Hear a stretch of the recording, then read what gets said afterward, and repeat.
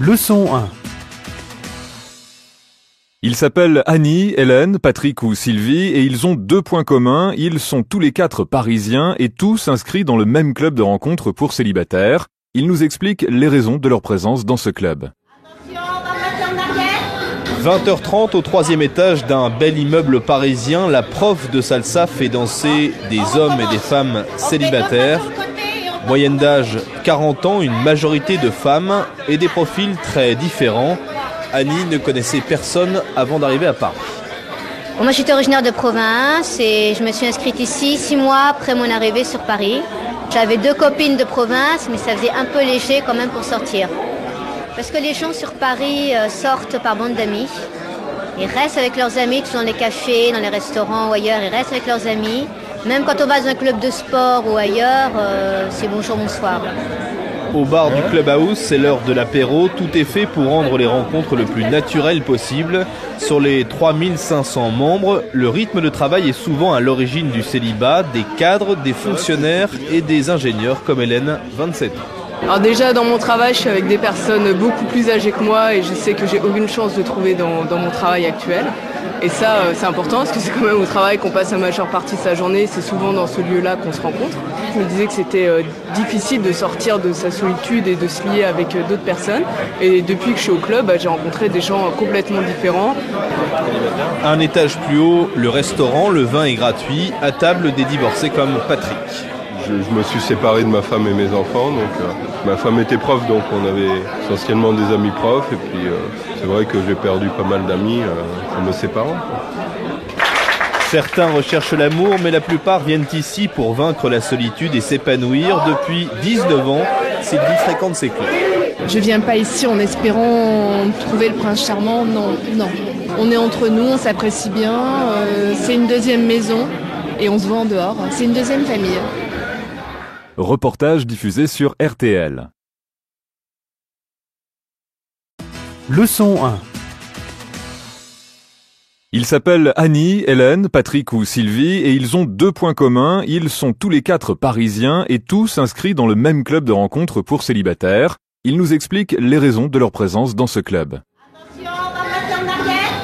20h30 au 3e étage d'un bel immeuble parisien, la prof de salsa fait danser des hommes et des femmes célibataires. Moyenne d'âge 40 ans, une majorité de femmes et des profils très différents. Annie ne connaissait personne avant d'arriver à Paris. Moi j'étais originaire de province et je me suis inscrite ici 6 mois après mon arrivée sur Paris. J'avais 2 copines de province mais ça faisait un peu léger quand même pour sortir. Parce que les gens sur Paris sortent par bande d'amis. Ils restent avec leurs amis, tous dans les cafés, dans les restaurants ou ailleurs, ils restent avec leurs amis. Même quand on va dans un club de sport ou ailleurs, c'est bonjour, bonsoir. Au bar du Clubhouse, c'est l'heure de l'apéro. Tout est fait pour rendre les rencontres le plus naturelles possible. Sur les 3500 membres, le rythme de travail est souvent à l'origine du célibat, des cadres, des fonctionnaires et des ingénieurs comme Hélène, 27 ans. Alors déjà dans mon travail, je suis avec des personnes beaucoup plus âgées que moi et je sais que j'ai aucune chance de trouver dans mon travail actuel. Et ça, c'est important parce que c'est quand même au travail qu'on passe la majeure partie de sa journée. C'est souvent dans ce lieu-là qu'on se rencontre. Je me disais que c'était difficile de sortir de sa solitude et de se lier avec d'autres personnes. Et depuis que je suis au club, j'ai rencontré des gens complètement différents. Un étage plus haut, le restaurant, le vin est gratuit. À table, des divorcés comme Patrick. Je me suis séparé de ma femme et mes enfants, donc ma femme était prof, donc on avait essentiellement des amis profs, et puis c'est vrai que j'ai perdu pas mal d'amis en me séparant. Certains recherchent l'amour, mais la plupart viennent ici pour vaincre la solitude et s'épanouir. Depuis 19 ans, Sylvie fréquente ces clubs. Je viens pas ici en espérant trouver le prince charmant, non. On est entre nous, on s'apprécie bien, c'est une deuxième maison, et on se voit en dehors, c'est une deuxième famille. Reportage diffusé sur RTL. Leçon 1. Ils s'appellent Annie, Hélène, Patrick ou Sylvie et ils ont 2 points communs. Ils sont tous les 4 parisiens et tous inscrits dans le même club de rencontres pour célibataires. Ils nous expliquent les raisons de leur présence dans ce club. 20h30 au 3e étage d'un bel immeuble parisien, la prof de salsa fait danser des hommes et des femmes célibataires. Moyenne d'âge 40 ans, une majorité de femmes et des profils très différents. Annie ne connaissait personne avant d'arriver à Paris. Bon, moi j'étais originaire de province et je me suis inscrite ici 6 mois après mon arrivée sur Paris. J'avais 2 copines de province, mais ça faisait un peu léger quand même pour sortir. Parce que les gens sur Paris sortent par bande d'amis. Ils restent avec leurs amis, tous dans les cafés, dans les restaurants ou ailleurs, ils restent avec leurs amis. Même quand on va dans un club de sport ou ailleurs, c'est bonjour, bonsoir. Au bar du Clubhouse, c'est l'heure de l'apéro. Tout est fait pour rendre les rencontres le plus naturelles possible. Sur les 3500 membres, le rythme de travail est souvent à l'origine du célibat, des cadres, des fonctionnaires et des ingénieurs comme Hélène, 27 ans. Alors déjà dans mon travail, je suis avec des personnes beaucoup plus âgées que moi et je sais que j'ai aucune chance de trouver dans mon travail actuel. Et ça, c'est important parce que c'est quand même au travail qu'on passe la majeure partie de sa journée. C'est souvent dans ce lieu-là qu'on se rencontre. Je me disais que c'était difficile de sortir de sa solitude et de se lier avec d'autres personnes. Et depuis que je suis au club, j'ai rencontré des gens complètement différents. Un étage plus haut, le restaurant, le vin est gratuit. À table, des divorcés comme Patrick. Je me suis séparé de ma femme et mes enfants, donc ma femme était prof, donc on avait essentiellement des amis profs, et puis c'est vrai que j'ai perdu pas mal d'amis en me séparant. Certains recherchent l'amour, mais la plupart viennent ici pour vaincre la solitude et s'épanouir. Depuis 19 ans, Sylvie fréquente ces clubs. Je viens pas ici en espérant trouver le prince charmant, non. On est entre nous, on s'apprécie bien, c'est une deuxième maison et on se voit en dehors, c'est une deuxième famille. Reportage diffusé sur RTL.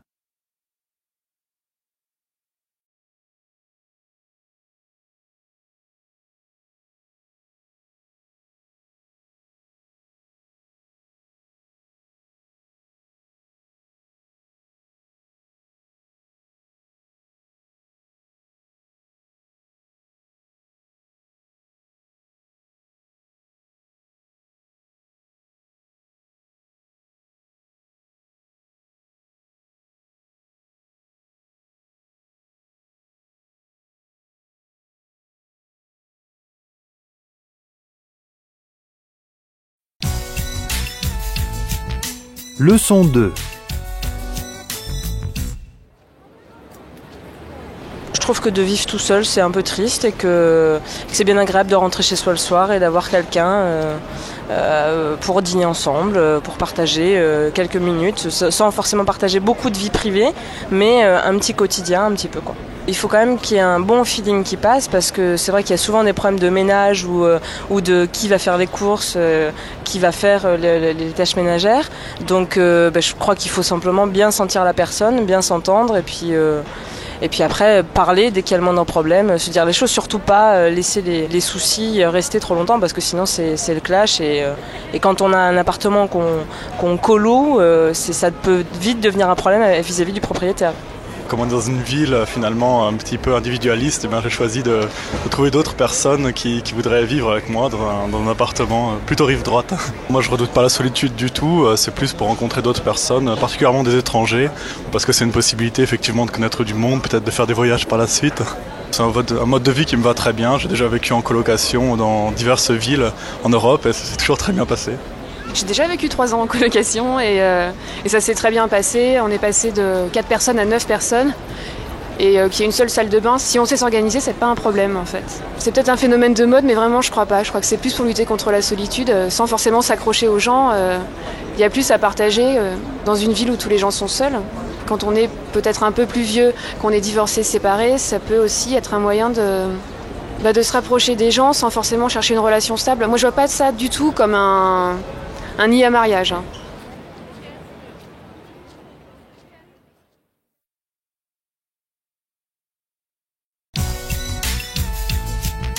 Leçon 2. Je trouve que de vivre tout seul, c'est un peu triste et que c'est bien agréable de rentrer chez soi le soir et d'avoir quelqu'un pour dîner ensemble, pour partager quelques minutes, sans forcément partager beaucoup de vie privée, mais un petit quotidien, un petit peu quoi. Il faut quand même qu'il y ait un bon feeling qui passe parce que c'est vrai qu'il y a souvent des problèmes de ménage ou de qui va faire les courses, qui va faire les tâches ménagères. Donc je crois qu'il faut simplement bien sentir la personne, bien s'entendre et Et puis après, parler dès qu'il y a le moindre problème, se dire les choses, surtout pas laisser les soucis rester trop longtemps parce que sinon c'est le clash. Et quand on a un appartement qu'on coloue, ça peut vite devenir un problème vis-à-vis du propriétaire. Comme on est dans une ville finalement un petit peu individualiste, j'ai choisi de trouver d'autres personnes qui voudraient vivre avec moi dans un appartement plutôt rive droite. Moi je redoute pas la solitude du tout, c'est plus pour rencontrer d'autres personnes, particulièrement des étrangers, parce que c'est une possibilité effectivement de connaître du monde, peut-être de faire des voyages par la suite. C'est un mode de vie qui me va très bien, j'ai déjà vécu en colocation dans diverses villes en Europe et ça s'est toujours très bien passé. J'ai déjà vécu 3 ans en colocation et ça s'est très bien passé. On est passé de 4 personnes à 9 personnes et qu'il y ait une seule salle de bain. Si on sait s'organiser, c'est pas un problème en fait. C'est peut-être un phénomène de mode, mais vraiment je crois pas. Je crois que c'est plus pour lutter contre la solitude, sans forcément s'accrocher aux gens. Il y a plus à partager dans une ville où tous les gens sont seuls. Quand on est peut-être un peu plus vieux, qu'on est divorcé, séparé, ça peut aussi être un moyen de se rapprocher des gens sans forcément chercher une relation stable. Moi je vois pas ça du tout comme un nid à mariage.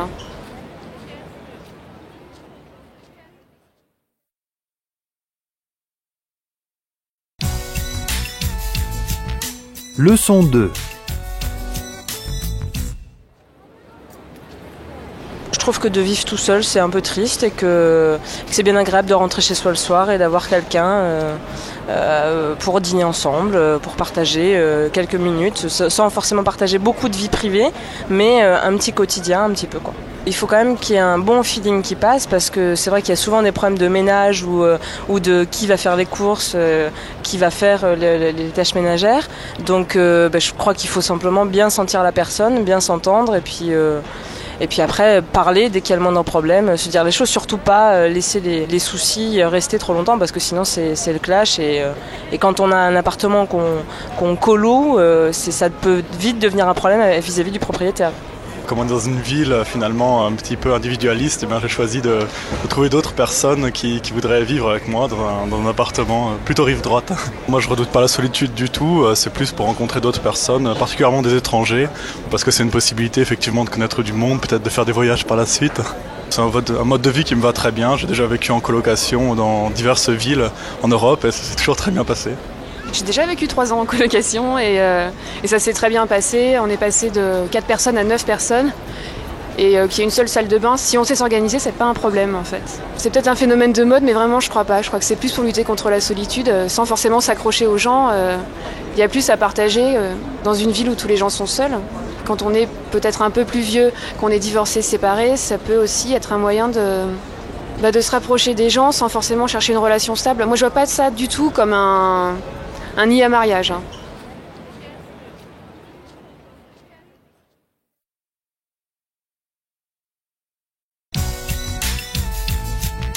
Leçon 2. Je trouve que de vivre tout seul, c'est un peu triste et que c'est bien agréable de rentrer chez soi le soir et d'avoir quelqu'un pour dîner ensemble, pour partager quelques minutes, sans forcément partager beaucoup de vie privée, mais un petit quotidien, un petit peu quoi.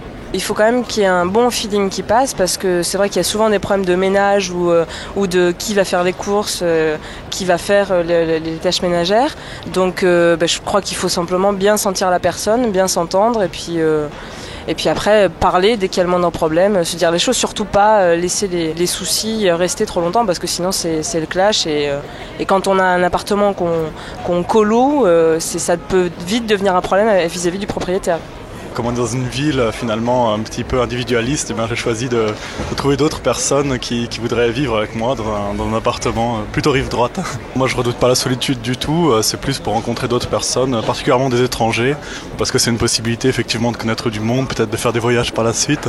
C'est un mode de vie qui me va très bien, j'ai déjà vécu en colocation dans diverses villes en Europe et ça s'est toujours très bien passé. J'ai déjà vécu 3 ans en colocation et ça s'est très bien passé. On est passé de 4 personnes à 9 personnes et qu'il y ait une seule salle de bain. Si on sait s'organiser, c'est pas un problème en fait. C'est peut-être un phénomène de mode, mais vraiment je crois pas. Je crois que c'est plus pour lutter contre la solitude, sans forcément s'accrocher aux gens. Il y a plus à partager dans une ville où tous les gens sont seuls. Quand on est peut-être un peu plus vieux, qu'on est divorcé, séparé, ça peut aussi être un moyen de se rapprocher des gens sans forcément chercher une relation stable. Moi je vois pas ça du tout comme un nid à mariage.